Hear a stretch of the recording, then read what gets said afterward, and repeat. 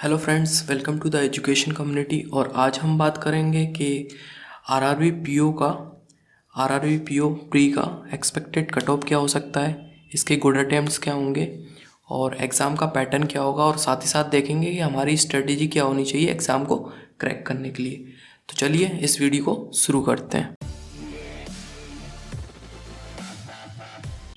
सबसे पहले हम बात करते हैं एग्ज़ाम के फ़ेज़ की। तो एग्ज़ाम 3 फेज़ में होगा, ये आपको पता ही है।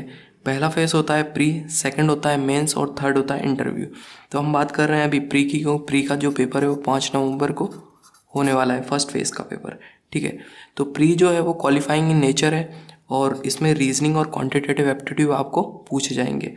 40 नंबर का जो रहेगा वो रीजनिंग रहेगा और 40 क्वेश्चन यहाँ पूछे जाएंगे। इसी प्रकार 40 क्वेश्चन आपके क्वांटिटेटिव एप्टीट्यूड में पूछे जाएंगे और ये भी आपका 40 मार्क्स का रहेगा। यहाँ पे इम्पोर्टेंट एक चीज़ ये है कि जो टाइम जो है, कंपोजिट टाइम जो है वो 45 मिनट्स है। तो टाइम यहाँ पे बहुत कम है, 45 मिनट्स ही है। तो अब हम बात करते हैं कि एक्सपेक्टेड कट ऑफ क्या हो सकता है इसका। ठीक है, तो यहाँ पे टाइम कम है तो एक्सपेक्टेड जो कट ऑफ है वो 37 प्लस हो सकता है। अभी ये हम डिसाइड नहीं कर सकते क्योंकि ये डिपेंड करता है पेपर के लेवल पे। अगर पेपर इजी आता है तो एक्सपेक्टेड कट ऑफ बढ़ जाता है, अगर पेपर हार्ड आता है तो ये कम भी हो सकता है। ठीक है, बट हमें जो है अपनी अपर लिमिट ही डिसाइड करनी है, इसलिए मैं आपको बोल रहा हूँ 37 प्लस।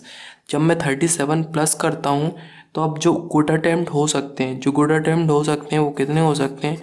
तो अगर हम बात करें गुड अटैम्प्ट की, तो ये जो वैल्यू है वो आपकी 40 से 50 तक हो सकती है, एक रेंज 40 से 50 इसलिए बोला क्योंकि यहाँ पे मुझे लोअर लिमिट डिसाइड करनी है कि मुझे 40 करना ही है, और साथ ही साथ मुझे अपर लिमिट भी डिसाइड करनी है कि अगर मैं 50 कर देता हूँ तो ये मेरे लिए बहुत अच्छा हो सकता है। ठीक है, तो आपको अपनी लोअर और अपर डिसाइड करनी पड़ेगी और कम से कम इतनी तो होनी चाहिए, मतलब कम से कम 40 तो करूँ मैं।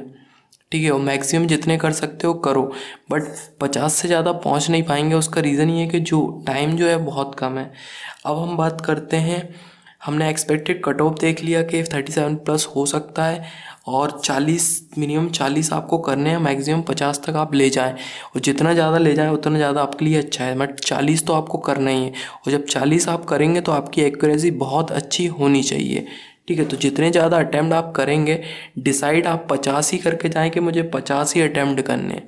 ठीक है, फिर वो ऊपर नीचे हो जाता है, एग्ज़ाम पे डिपेंड करता है। वहाँ पे जो क्वेश्चन आपको बनते नहीं हैं, जो आपके स्ट्रॉन्ग होते हैं, तो फिर नीचे आता है लेवल। हम बात करें तीसरी बात जो करेंगे हम, वो करेंगे एग्ज़ाम पैटर्न की। तो हम देखते हैं एग्ज़ाम पैटर्न। अब हम देख रहे हैं जो एग्ज़ाम पैटर्न, जो रीजनिंग का पैटर्न हो सकता है वो क्या हो सकता है। ठीक है, तो बिल्कुल ये 90% चांस है कि ये पैटर्न सेम ही रहेगा। ठीक है, बट जैसा कि हमने देखा था IPPS PO जो प्री हुआ था इसका, तो प्री में जो फर्स्ट पेज बहुत चेंजेस आए थे, कोडेड और कोडिंग और डिकोडिंग पूछा नहीं गया था और वहाँ पे थोड़े चेंजेस आए थे। बट उस हिसाब से जो पैटर्न यहाँ पे मैंने मतलब रिसर्च करने के बाद जो डिसाइड किया है वो कुछ इस प्रकार है, और बिल्कुल चांसेस हैं इसके 90% सेम ही रहेगा ये पैटर्न। तो आपको जो डिसाइड करके जाना है, यहाँ पे आप देखेंगे स्लॉक्स के जो हैं वो 5 क्वेश्चन पूछे जाएंगे, इनइक्वालिटी से 5 क्वेश्चन है, ऑर्डर पजल से 3 क्वेश्चन, डायरेक्शन से 3, ब्लड रिलेशन से 3। उसके बाद जो मिसलेनियस में कोडिंग डिकोडिंग डाल दिए मैंने, अल्फ़ाबेट टेस्ट हुआ, एनालॉजी हुआ, ठीक है, नंबर पजल्स हुई, मिसलेनियस या फिर रैंकिंग हुआ। ठीक है, यहाँ से आपको 4 क्वेश्चन पूछे जा सकते हैं। अब हम बात करें सिटिंग अरेंजमेंट और पजल की। सिटिंग अरेंजमेंट लीनियर और सर्कुलर, यहाँ से मैक्सिमम 10 नंबर का पूछा जा सकता है, और पजल जो है फ्लोर, ऑर्डर और टेबुलर, यहाँ से मैक्सिमम 10। कहने का मतलब ये दोनों सेक्शन मिला के 15 मार्क्स का आपको पूछा जाएगा। या तो एक पजल आएगी और फिर 2 ये लीनियर और सर्कुलर अरेंजमेंट आ सकते हैं, या फिर सर्कुलर एक, या तो सर्कुलर आए, लीनियर आए, पजल 2 आ सकती हैं। कुल मिला के यहाँ से आपका 15 मार्क्स का पूछा जाएगा। अब आपको डिसाइड क्या होना पड़ेगा, आपको डिसाइड ये करना पड़ेगा आपको यहाँ से क्या करना है। ठीक है, अगर आप पजल चूज़ करते हैं और लीनियर सर्कुलर अरेंजमेंट एक चीज़ चूज़ करते हैं तो आप यहाँ से 5 नंबर कर सकते हैं। बट ये मैं बोलूँगा इस चीज़ को आप सबसे लास्ट में रखें। आपका सबसे पहला जो होना चाहिए वो होना चाहिए स्लॉक्स, उसके बाद आपको डिसाइड करना पड़ेगा इनइक्वलिटीज़, उसके बाद आप करें ऑर्डर, उसके बाद करें डायरेक्शन, फिर करें आप ब्लड रिलेशन और मिसलेनियस पे जाएँ।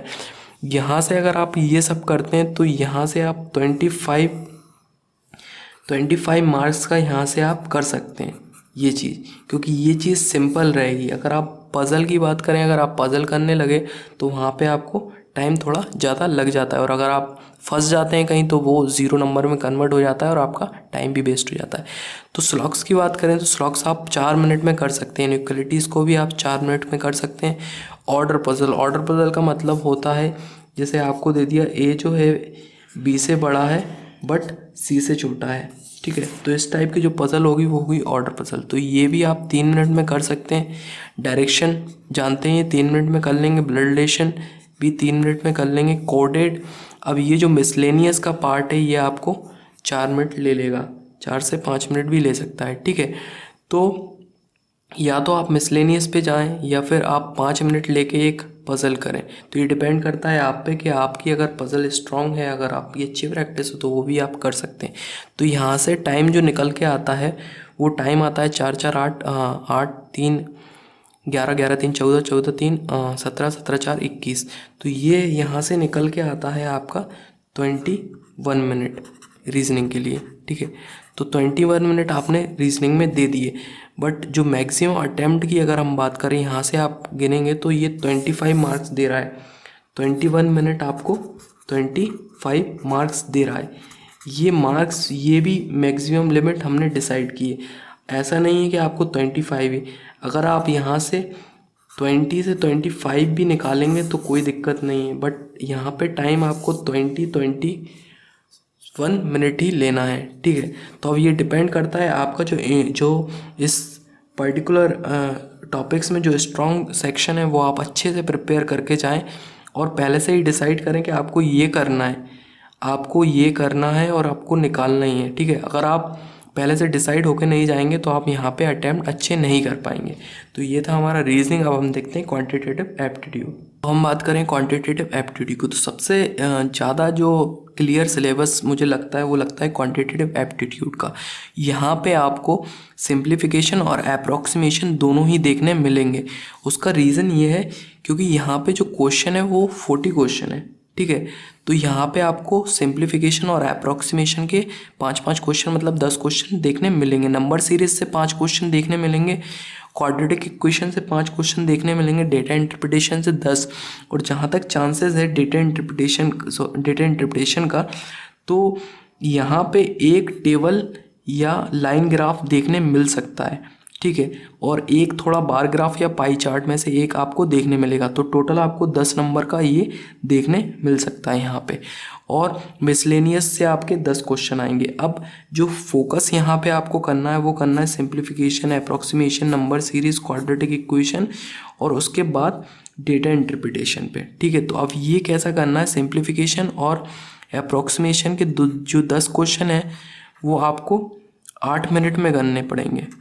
ये आपको 8 मिनट में करने पड़ेंगे। उसके बाद नंबर सीरीज़ की बात करें तो नंबर सीरीज़ की 5 क्वेश्चन आप नहीं बना पाएंगे। उसका रीज़न ये है कि जो पेपर में क्वेश्चन आते हैं उसमें 3 से लेकर 4 क्वेश्चन तक तो इजी होते हैं, उसके बाद एक क्वेश्चन थोड़ा डिफ़िकल्ट रहता है। तो यहाँ से आप 3 से लेकर 4 क्वेश्चन बना पाएंगे और यहाँ पे जो टाइम आपको लगेगा वो 4 मिनट लगेगा। क्वाड्रेटिक इक्वेशन की बात करें तो 5 क्वेश्चन बनाएंगे, इजी क्वेश्चन आने के बिल्कुल चांसेस है।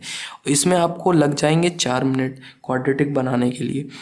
बात करें डेटा इंटरप्रिटेशन, तो डेटा इंटरप्रिटेशन के आप 3 से लेकर 5 क्वेश्चन बना सकते हैं और मिसलेनियस 3 से लेकर 5 क्वेश्चन बना सकते हैं। यहाँ भी मैक्सिमम टाइम 5 मिनट दे रहा हूँ मैं, ठीक है, अगर आप 5 ही बनाएंगे।